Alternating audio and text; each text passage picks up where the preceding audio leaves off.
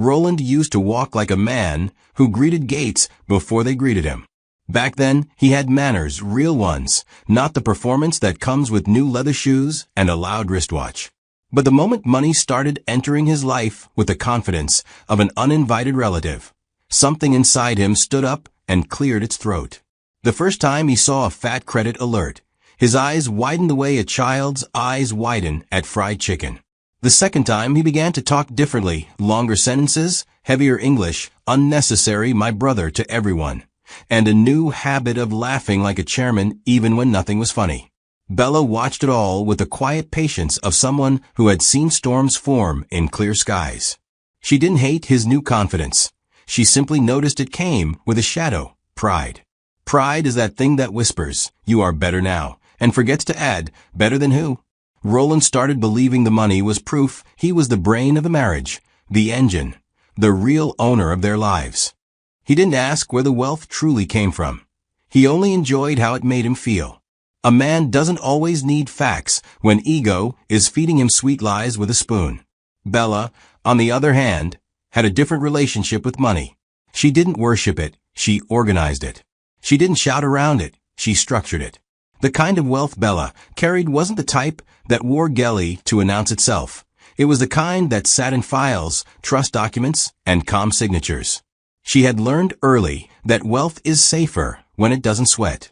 Roland never knew the full architecture of Bella's finances because Bella didn't marry him to compete with him.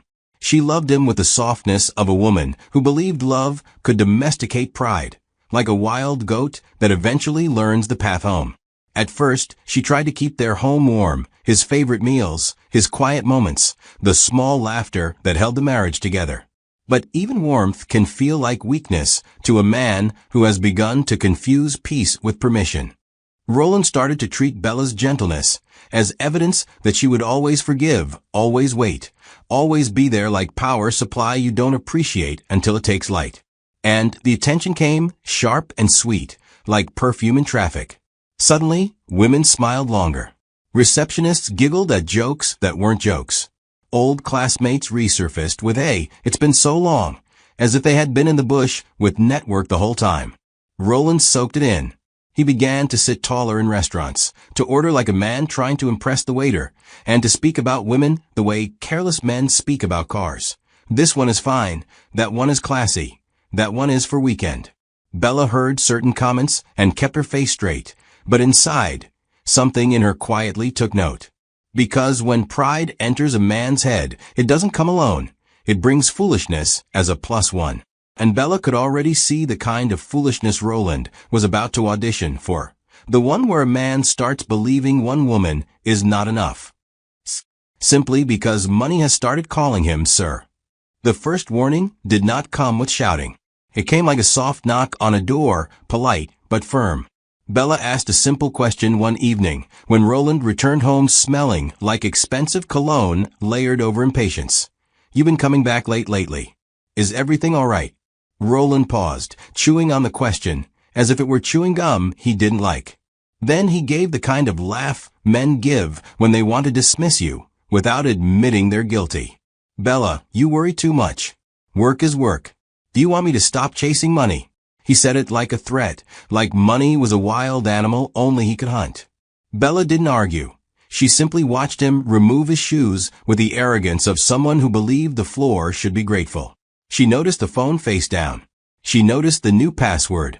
She noticed the way he smiled at messages like the phone had told him a private joke. Bella had no need to be a prophet. Roland's behavior was already preaching. The second warning came after small signs grew bold. A strange lipstick mark on a shirt. Roland called it office stress. A receipt from a hotel lounge. Roland called a client meeting. A voice note that popped up while Bella held his phone briefly. Roland snatched it back like a thief protecting stolen bread. Bella still didn't embarrass him. She wasn't trying to win a fight. She was trying to save a home. She told him plainly, "Roland, I'm your wife. If something is changing, talk to me. Don't turn me into a stranger in my own marriage." Her voice remained calm, but the words carried weight, like a pot that looks small until you try to lift it. Roland's eyes shifted, then hardened. He replied with the confidence of a man who believed apology was weakness. You're overthinking. Even if there's anything, it's nothing serious. Don't make it a big issue. Nothing serious. That's how betrayal often introduces itself, wearing slippers, pretending it came for water, while it plans to rearrange the whole house. Bella walked away that night and stood by the window, listening to the generator hum outside and thinking of how pride behaves. It doesn't start as a shout. It starts as a whisper that says, you can get away with it. She thought about how Roland had begun to treat her patience like it was stupidity. She even smiled once, a tired little smile, because she remembered a saying her late father used to repeat. The goat that eats yam in peace forgets the farmer has eyes. Bella didn't want Roland to fall. But she also knew something else.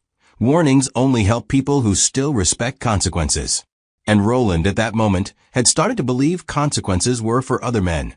Men without money, men without charm, men without a wife like Bella who kept the house quiet enough for him to misbehave comfortably. Roland's first betrayal happened the way many disasters happen. Quietly, without drums. He told himself it wasn't serious.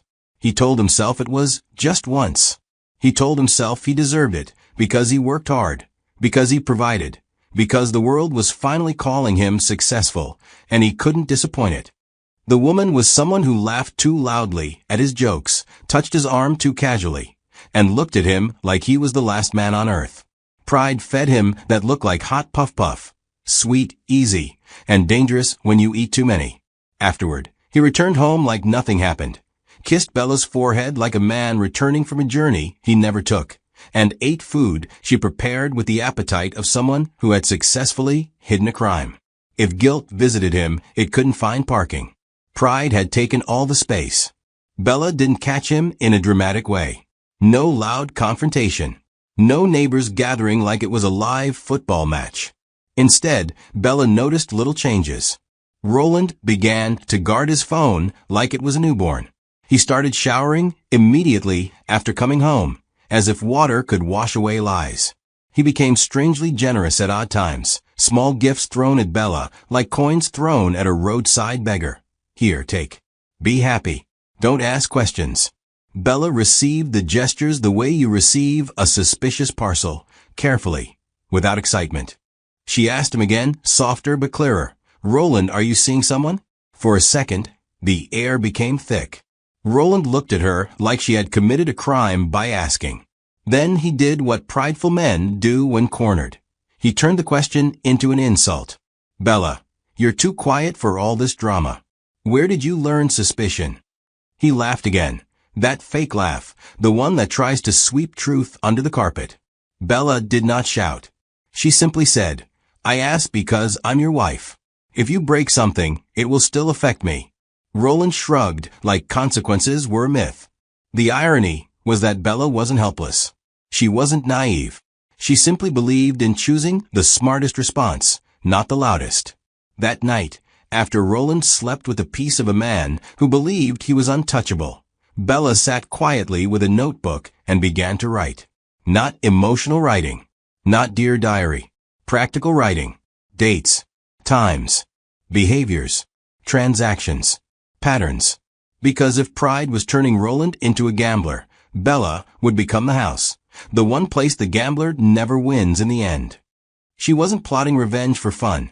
She was building protection with the patience of someone who understood that some people only learn when they lose what they love, and some people only realize what they had when the door closes softly behind them.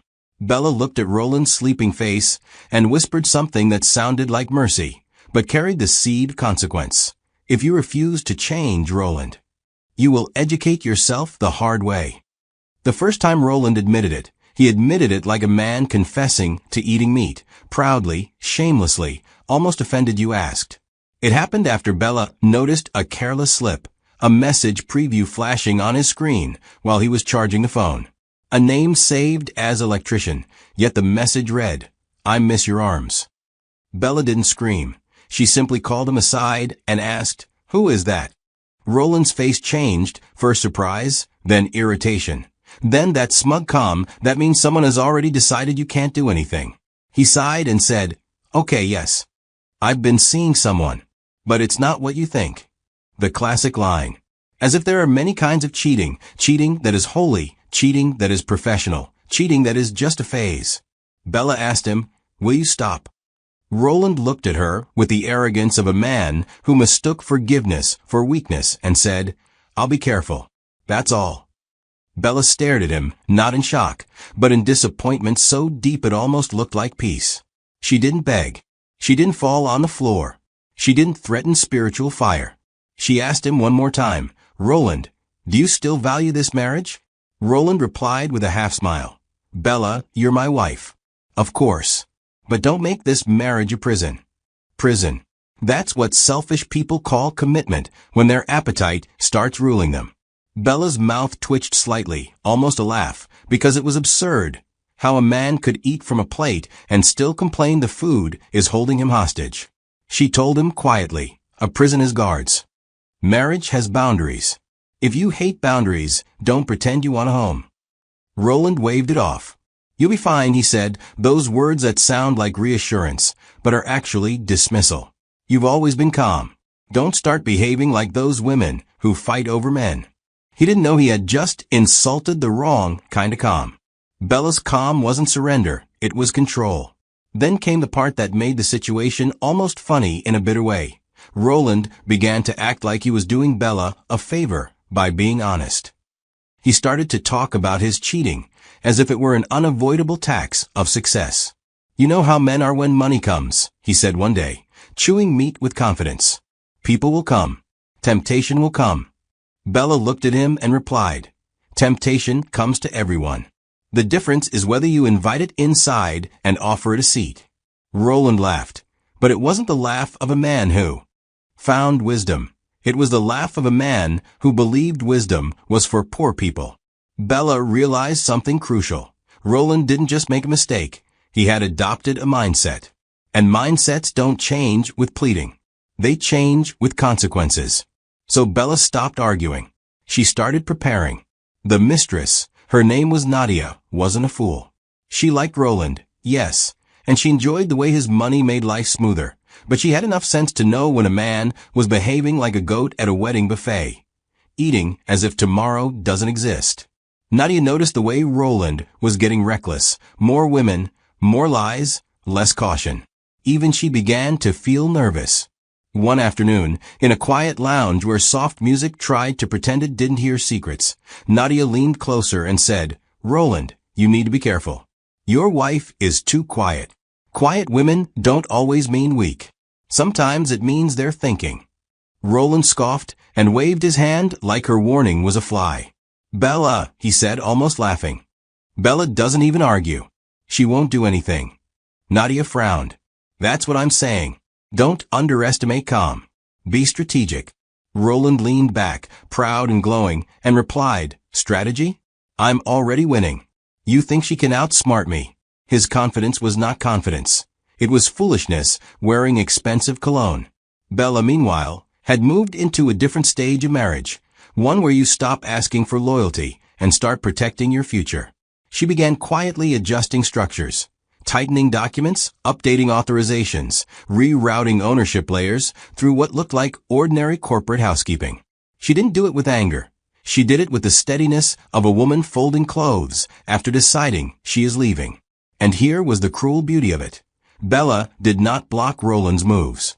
She let him feel powerful. She let him sell little assets quietly. She let him see money and believe it was evidence of his intelligence.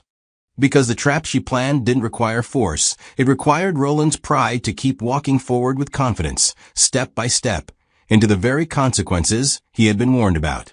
Roland started selling assets through quiet channels, convinced he was securing himself. Each time he sold, a buyer appeared quickly, mysteriously efficient, always ready, always eager. Roland didn't question it because pride hates questions. Questions sound like doubt, and doubt feels like weakness. He told Nadia, smiling, "See? Deals are flowing. Everything is under control." Nadia looked unconvinced, but she also liked comfort, and comfort makes people tolerate danger longer than they should. At home, Bella watched Roland's confidence rise like bread dough and thought to herself, "He doesn't know he's selling into my hands." Not yet. but soon. And when that first trap finally closed, it wouldn't just shake Roland's pride. It would shake every lie, every careless promise, and every person who thought Bella's silence meant she didn't have a voice. Bella's voice was simply waiting for the right room, the right witnesses, and the right moment to speak in documents. Roland's foolishness didn't arrive wearing rags. It arrived wearing confidence. The more money he saw, the more he started behaving like life owed him a second wife as a bonus. He began to talk like a man whose village people had finally apologized to him. He upgraded his habits, new perfumes, louder laughter, more my guy, and big man in every sentence. He started calling his own home my house instead of our house, as if Bella was a tenant in the marriage. And the worst part? He began to treat betrayal like a skill. He would sit with friends and say things like, "Women like drama. If you stay calm, you can handle anything." Meanwhile, Bella's calm was not the calm of ignorance. It was the calm of a woman watching a man build his own gallows, and even choosing the rope color himself. Roland's pride made him careless.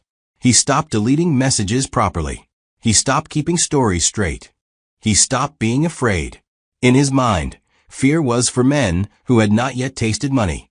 In reality, fear is sometimes wisdom in plain clothes, and Roland had thrown wisdom out like an old pair of sandals. Nadia tried again, because even a mistress can smell a storm coming. She told him, "Roland, you're getting greedy. You're taking too many risks. If you're going to do this thing, do it like a human being with sense, one step at a time." Roland laughed until his shoulders shook. "Nadia, you worry like you're the wife," he joked, and she forced a smile that didn't reach her eyes. He went on, "Bella can't do anything. She doesn't even have that fire. She's too soft." It wasn't just arrogance, it was disrespect served hot.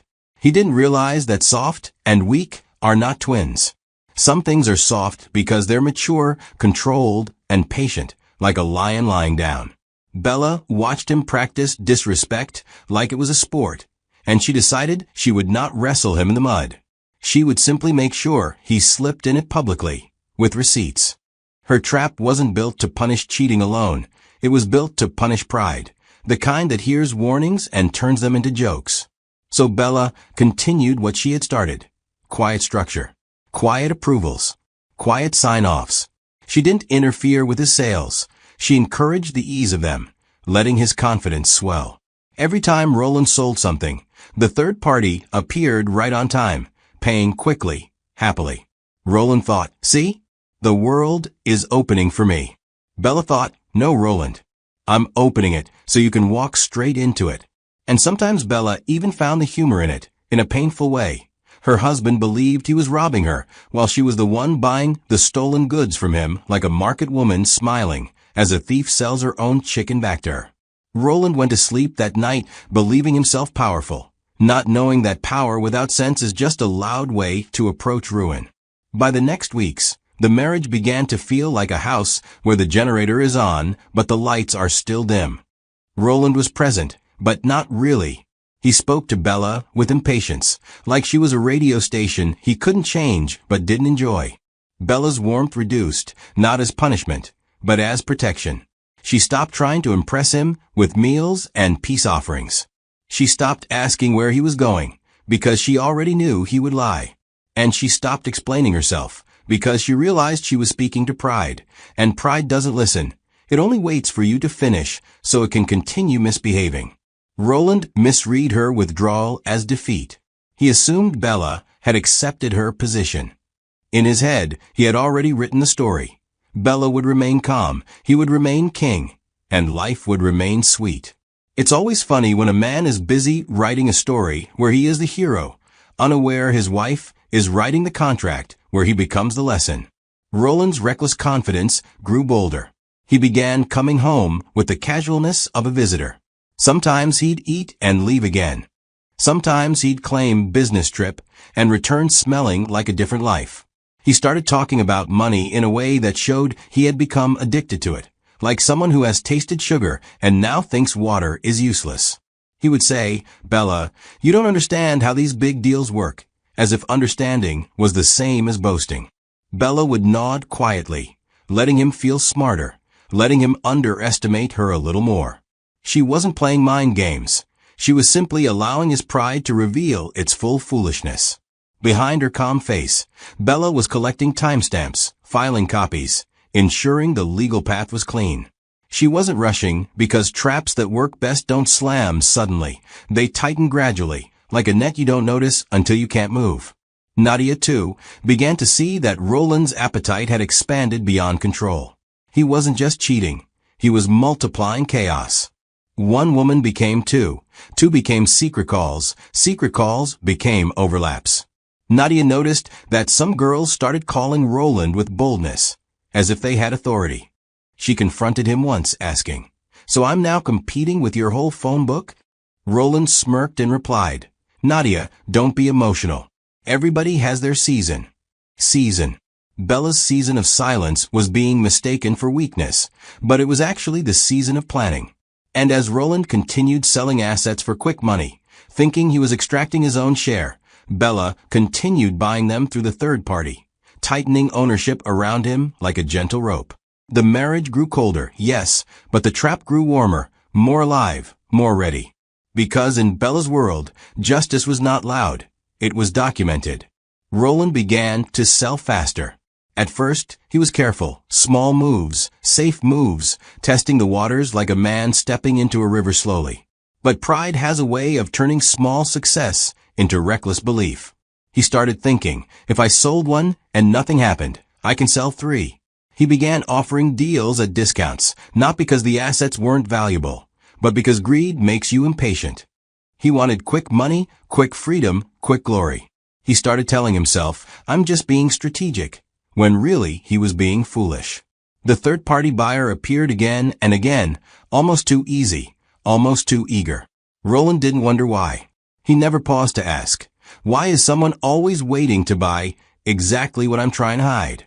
Pride hates investigation. Pride prefers celebration. Bella watched the sales happen as if she was watching a film where she already knew the ending. Every document Roland signed, she countersigned behind the curtain of corporate distance. Every title he transferred, she received into structures that protected her name. The funny thing was that Roland sometimes bragged to Bella without meaning to. He would say things like, these days, money is moving, or opportunities are coming. Bella would nod and say, that's good. Roland heard, that's good, and translated it as, I'm ignorant. But what Bella meant was, yes, it is good for me. Her trap wasn't built on anger. It was built on Roland's own choices. If Roland wanted to sell, fine. If he wanted to lie, fine. If he wanted to rush into destruction wearing confidence, Bella would not stop him. She would simply make sure that when he fell on the truth. Nadia's caution became frustration. She tried to pull him back into sense. Roland, you are moving too fast, she warned. Why are you selling like this? Why are you acting like someone chasing the last bus? Roland rolled his eyes and replied, you don't understand. I'm making moves. I'm securing myself. Nadia pressed, but what if Bella finds out? Roland laughed like the idea was comedy. Bella? That woman is too gentle. She'll cry small and move on. Nadia didn't like Bella, but she also didn't like Roland's arrogance. Because arrogance is the kind of thing that attracts trouble the way light attracts insects. Still, Nadia stayed. Comfort is a sweet chain. She told herself Roland was in control. She told herself he knew what he was doing. But deep down, she felt it. Roland wasn't strategic. He was blinded by foolishness, wearing expensive clothes. When money begins to move, people begin to spend, even before the money becomes real. Nadia started living like the future had already signed its agreement. She began shopping with boldness, taking pictures in places that screamed soft life, speaking about our next phase with a confidence that did not match reality. She hinted at vacations, suggested bigger apartments, dropped subtle pressure like perfume. If we're doing this, let's do it properly. Roland enjoyed it because it fed his ego. A man who is proud loves a woman who treats him like a prize. Nadia's spending made Roland feel like he had already escaped Bella.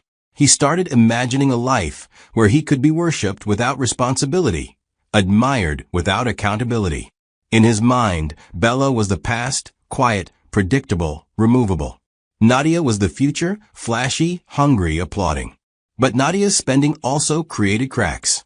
She began asking questions Roland didn't like. So when will we finalize things?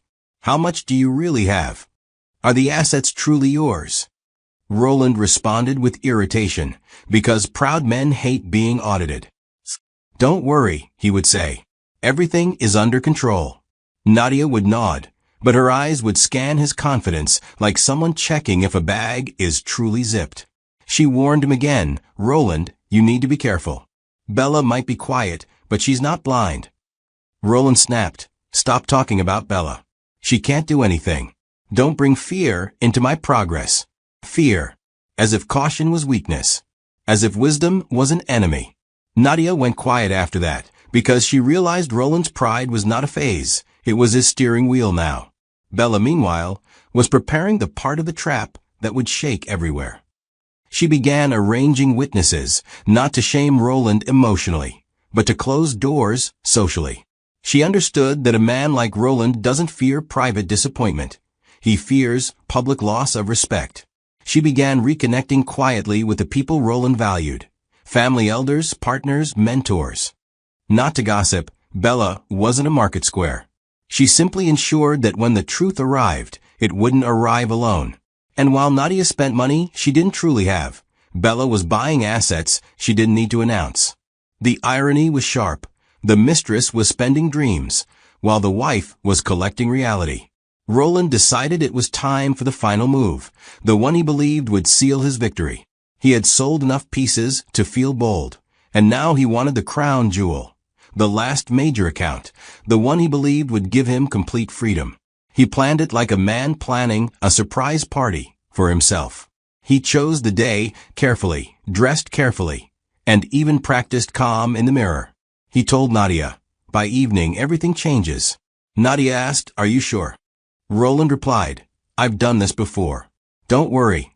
Nadia didn't argue, but she felt uneasy. Something about Roland's confidence felt childish, like a boy holding a matchbox near fuel and calling it bravery. Still, she got into the car and waited outside the bank, already imagining the taste of a future that hadn't been approved by reality. Inside the bank, Roland walked like a man who thought the ground should move aside. He greeted staff with artificial warmth, used big grammar, and acted like he owned the building. He presented documents, requested transfers, and sat back with the smug patience of someone waiting for a reward. At first, everything seemed normal. Then it happened. The screen paused. The teller's smile stiffened.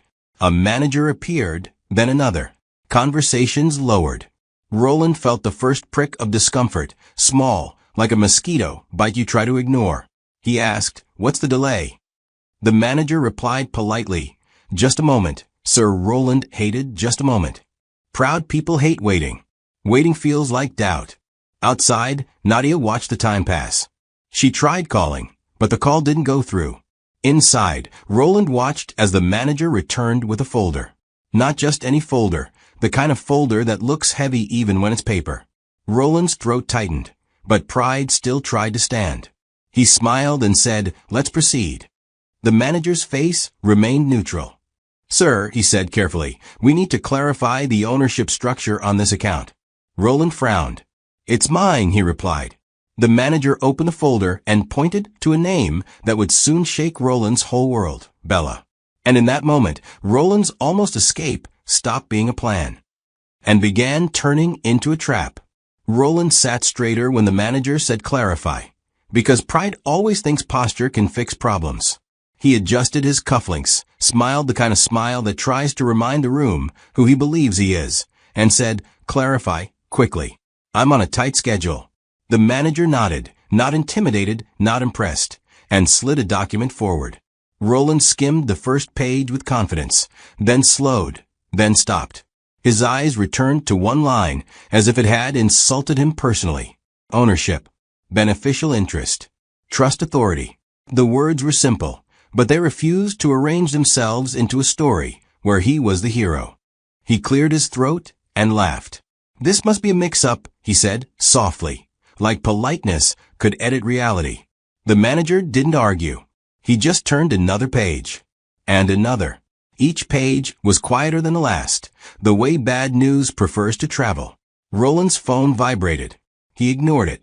Power, he believed, meant you didn't need to answer calls. He leaned back and said, "I've been moving funds from this structure for months." The manager replied evenly, "Yes, sir, and those movements are recorded." Recorded. That word landed differently. It wasn't angry. It wasn't threatening. It was factual. The most dangerous tone when you're wrong. Roland felt heat creep up his neck. He asked for water. He asked for time. He asked for a quick call. None of it restored the feeling he'd walked in with. The illusion of power, the one built on money arriving without explanation, began to wobble like a tall chair with one weak leg. Outside, Nadia paced, checking her phone, rehearsing confidence in her head like lines for a play she was no longer sure she wanted to be in. Inside, Roland watched the manager step out to confirm a few things, which is adult language, for this situation has grown beyond you. For the first time since money had changed his walk, Roland felt something unfamiliar. Not fear exactly. Fear would require humility, but confusion. And confusion, when it meets pride, creates panic with good manners. When the manager returned, he wasn't alone. Another official joined him, and with him came the unmistakable weight of finality. They didn't sit. They stood. Roland noticed that and felt a tightness in his chest he tried to swallow. The manager placed the folder between them and said, "Sir, we need to explain the structure clearly." He began calmly, tracing lines of ownership like a teacher explaining a map. Roland followed for a while, then stopped following, because the destination was becoming obvious. Again and again, one name surfaced. Again and again, the documents insisted on the same truth. Bella. Not hidden. Not implied. Stated. Signed. Sealed. Roland interrupted, louder than necessary. "That's my wife," he said, as if that fact alone should erase ink. The manager nodded. "Yes, sir, and she is the principal." Principal. Roland hated that word immediately. It sounded like authority. It sounded like school. It sounded like rules he hadn't read. He laughed again, thin this time, and said, "She doesn't even understand these things." The other official finally spoke, gently but firmly. "Sir, with respect, she understands them very well." There was no insult in the tone, just certainty. Roland felt something slip, like a ring sliding off a finger you didn't know had lost weight. He tried to argue history. He tried to argue marriage. He tried to argue entitlement. But paper does not care how you feel. Paper only cares how you signed. The more he spoke, the quieter the room became, until his voice felt like noise interrupting a process that had already moved past him. Outside, Nadia's calls went unanswered. Inside, Roland learned a lesson pride never teaches early enough. Money does not equal control when the structure belongs to someone else. Nadia's fall didn't come with drama. It came with silence. Her card declined at a boutique where the attendant had already memorized her size. She laughed it off, tried again, then felt that cold, embarrassing pause stretch too long. She stepped outside, called Roland, and went straight to voicemail. She checked her messages. Nothing. She checked her bank app, alerts she didn't like, numbers that had changed their minds. The future she'd been spending began to look like a rumor. A bad one. By evening, the apartment Roland had promised, their place, he'd called it, was suddenly under review. Documents she'd never read carefully became obstacles she couldn't talk through. She called Roland again. Still nothing. The confidence she'd worn like makeup began to smear. She remembered her warnings to him, how she'd told him to be careful, to be strategic, to slow down. He'd laughed. Now the laughter had nowhere to sit. Back at home, Bella moved calmly. She didn't gloat. She didn't rush. She simply allowed the consequences to travel their route. She knew this part would hurt people beyond Roland, and that knowledge weighed on her, but she also knew she hadn't pushed anyone into the road. They had walked there themselves, guided by promises that weren't hers. Bella prepared for the next step not with anger, but with resolve. Because if the fall had begun privately, the landing would need witnesses. Roland arrived home late, carrying the posture of a man trying to reclaim authority by force of presence. He didn't greet Bella. He didn't sit. He stood in the living room like an argument looking for a voice. "What did you do?" he asked finally. Bella looked up from the table where she was arranging folders neatly, deliberately, and replied, "I kept records." He scoffed. "Don't play games," he snapped. "Fix this. Fix this." As if she had broken something by refusing to be robbed quietly. Bella stood, smoothing her dress, her face composed in a way that made Roland angrier. "There's nothing to fix," she said. "Only things to explain." He tried intimidation then.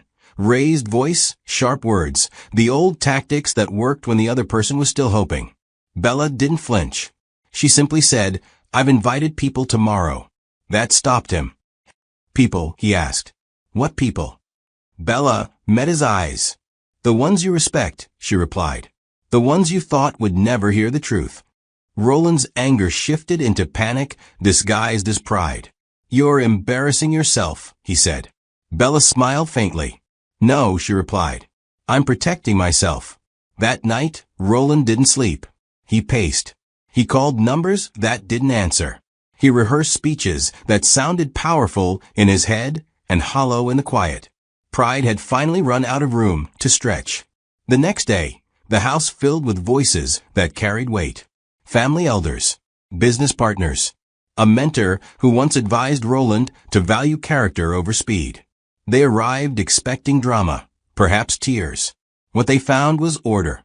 Bella greeted everyone calmly and asked them to sit. Roland arrived last, late enough to feel important, early enough to hear everything.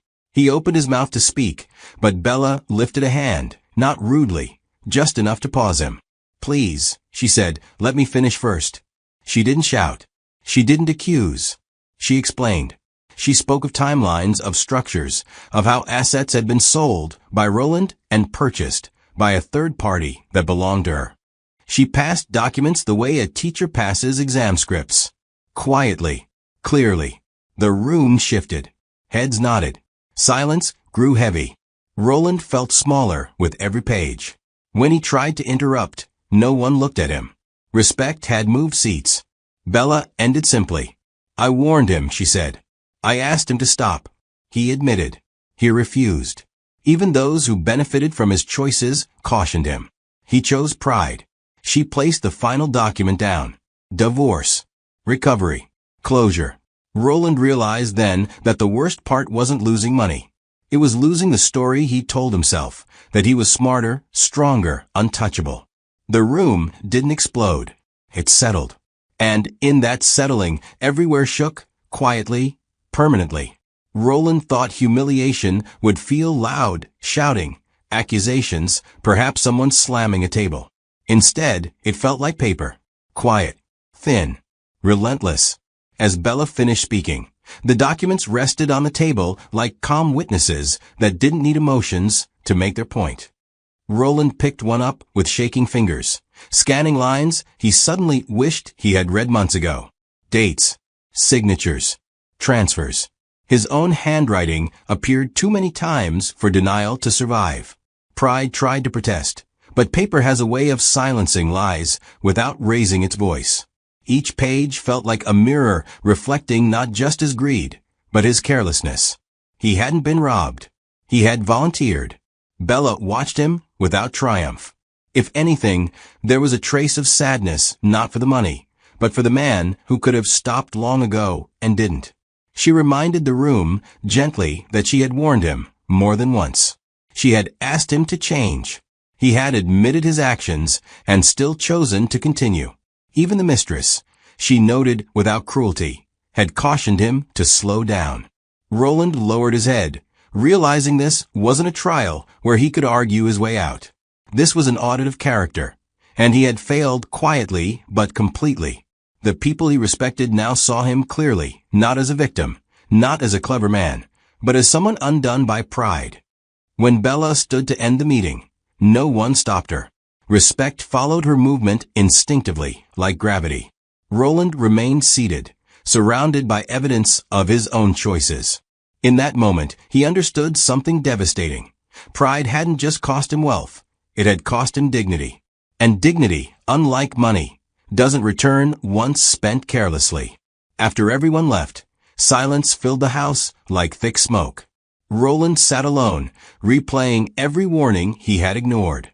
Bella's calm questions, her quiet pauses, Nadia's cautions disguised as concern, even his own moments of doubt, drowned out by the noise of ego. Understanding arrived late, like a doctor showing up after the patient had already signed the death certificate.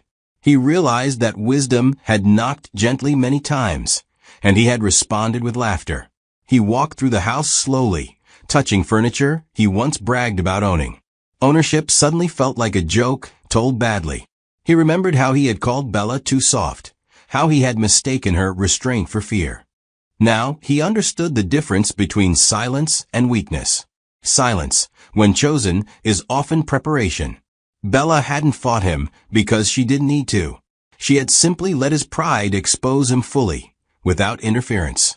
Roland tried calling people friends, contacts, allies. Calls went unanswered or were returned with polite distance. Respect, once lost, doesn't argue, it withdraws.